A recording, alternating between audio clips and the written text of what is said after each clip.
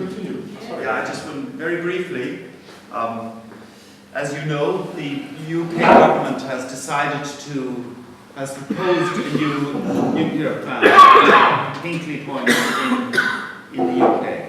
Wie Sie sicher schon gehört haben, möchte die britische Regierung ein neues Atomkraftwerk bauen, Hinkley Point C. An Irish NGO has challenged this in the UK courts. Und eine irische Umweltorganisation hat das vor ein irisches Gericht gebracht. And the challenge was about the lack of transboundary public participation. The Irish population was not consulted. Deswegen, weil es keine grenzüberschreitende öffentliche Konsultation gab, weil die irische Bevölkerung nicht gefragt wurde. The English courts at first rejected this challenge. When you said it wasn't before the Irish courts. No, they took it in the English courts. Okay, then I didn't hear this. It was an Irish NGO who took it to the English courts. Oh, okay, dann habe ich mich vorhin geirrt. Also es war eine irische NGO, die sich vor englischen Gerichten darüber beschwert hat, dass es keine grenzüberschreitende Beteiligung gab. Und die englischen Gerichte haben diese Klage zuerst zurückgewiesen. And there was an issue about costs. It would not be possible to appeal because of the high cost involved.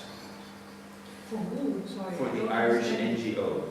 Da ging es um die Kosten, weil festgestellt, also es wurde gesagt von den Gerichten, dass ja dann die irischen NGOs die Kosten gar nicht tragen könnten, wenn sie sich berufen würden wollen. However, the Implementation Committee of the ESPO Convention also took a look at this case, and they decided that there are grounds for saying that the UK government has not complied with the ESPO Convention. Allerdings hat sich das ESPO-Komitee für die Implementierung der ESPO-Konvention den Fall auch angesehen und hat eben festgestellt, dass UK eben, dass Großbritannien gegen die ESPO-Konvention verstoßen hat, weil sie eindeutig auch irische Bevölkerung hätten konsultieren müssen. I'm sorry this is so complicated, but the English judge has now decided that the appeal can go ahead because of the intervention from ESPO, and the costs have been capped at £10,000 sterling. Und der englische Richter hat aber jetzt gesagt, dass die Berufung sowohl angenommen werden kann und diese gefürchteten Kosten wurden jetzt gedeckelt bis £10,000 sterling. Yeah.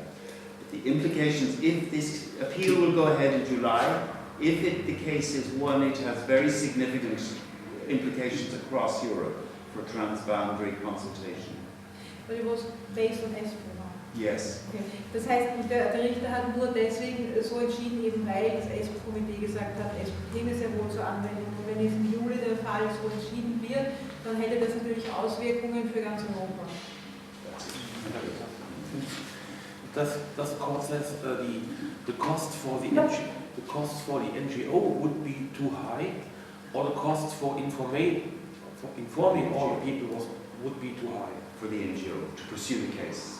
So the court is deciding on the money the appealer has or not. The amount of money that the appealing NGO will have to pay has been capped. They've already had to pay 10,000, and the judge says no more. That's sufficient. Okay. But before, normally the court has not the right to say, do you have money or not? In the English courts they do. Ja, das heißt, we can't imagine that. Also um das zusammenzufassen, natürlich das Entsetznis, wie ein Richter meinen kann, ihr könnt das eh nicht leisten. Ja, aber das scheint so üblich zu sein im englischen Gerichtswesen. Haben wir dazu gelernt? Thank you.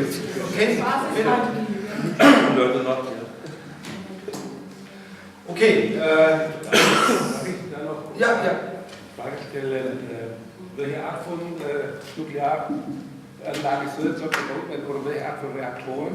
What kind of reactors? So which type of reactors should be built there? I don't know. You don't know. EPRs. Yeah, ADF is the contractor, and the Chinese are also involved. Oh, with money they don't build, but finance. So far, they found out they don't have that much money. Not a base cooled reactor. Not a base cooled reactor like in England you have at this time. Okay, not a problem.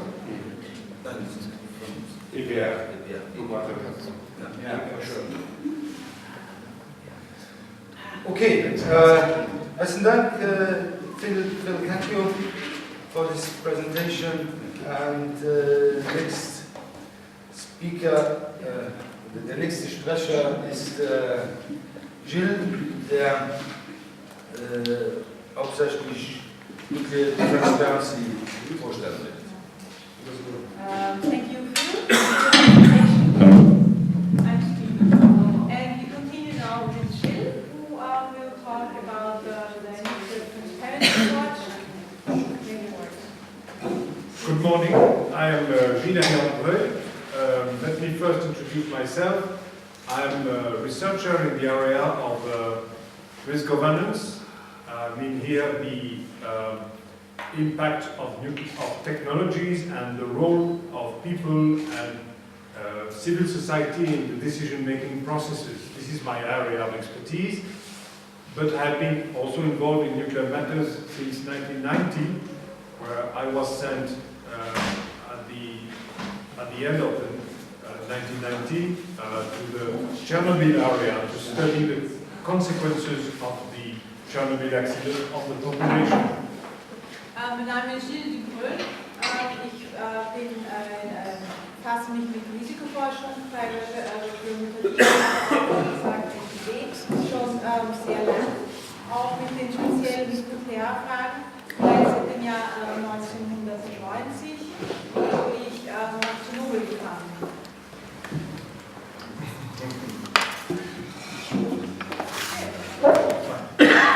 So I am a member of the board of the Nuclear Transparency Watch. I am also advisor of the French Federation of the Local Commission of Information that are attached to each nuclear power plant in France.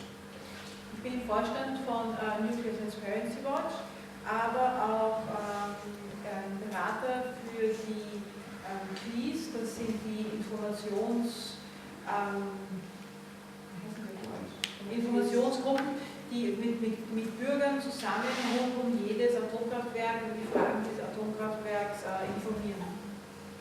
Not only informieren, it's about developing societal vigilance around nuclear power plants. Das heißt, es ist mehr als informieren, sondern es soll auch eine Art zivile Wachsamkeit gegenüber nuklearer Sicherheit entwickelt werden. So I will introduce the NTW initiative and why it has been developed. Und ich möchte jetzt vorstellen, warum wir die Nuclear Transparency Watch Initiative entwickelt haben. The origin of this was born into the NF initiative of the European Council. NF, European. Das ist eine Initiative, die geht zurück auf die Zeit des NF. Das war das European Nuclear Energy Forum, eine Initiative der Europäischen Kommission. Yes, it was in 2007, and the ENCLI has asked the European Commission to introduce a working group on transparency, which was not foreseen in the beginning, to develop nuclear transparency. Und im Rahmen dieses NF fragte ENCLI dann 2007 die Kommission, ob man nicht auch eine Arbeitsgruppe zur Transparenz einrichten könnte, was zunächst nicht vorgesehen war. But it happened very quickly that the NF was not a place for a genuine dialogue with the civil society. Und recht bald zeigte sich, dass im NF für einen tatsächlichen Dialog mit der Zivilgesellschaft kein Platz war. And for instance, Greenpeace stepped out of this process, and ENCLI decided to launch another process nearby, which was called Aarhus Convention and Nuclear.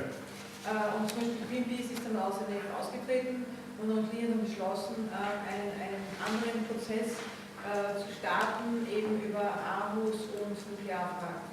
I would say that from the French perspective, we were very pleased with the Aarhus Convention.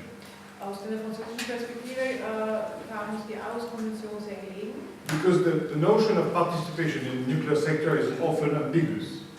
Weil es gibt eine sehr zwiespältige Haltung auch zur Partizipation im Nuklearsektor. One never knows if participation is to develop nuclear acceptability or to change effectively the decision making. Weil man weiß ja nie, ob es darum geht, dass jetzt Akzeptanz hier geschaffen werden soll oder ob tatsächlich Entscheidungen getroffen werden sollen. Whereas the Aarhus Convention is a kind of shelter for the civil society because it really clearly states that the reason why the public should be involved is to improve the decision making and better protect environment and health.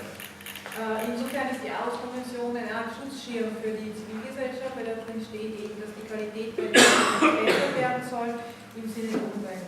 So we have started a process of 5 years, it was called ACN, Aarhus Convention in Nuclear, to investigate the practical way to implement the Aarhus Convention in the nuclear sector, which was quite a challenge.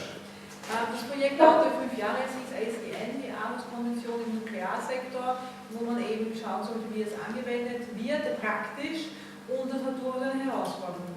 And after 5 years, we came up with 3 major conclusions.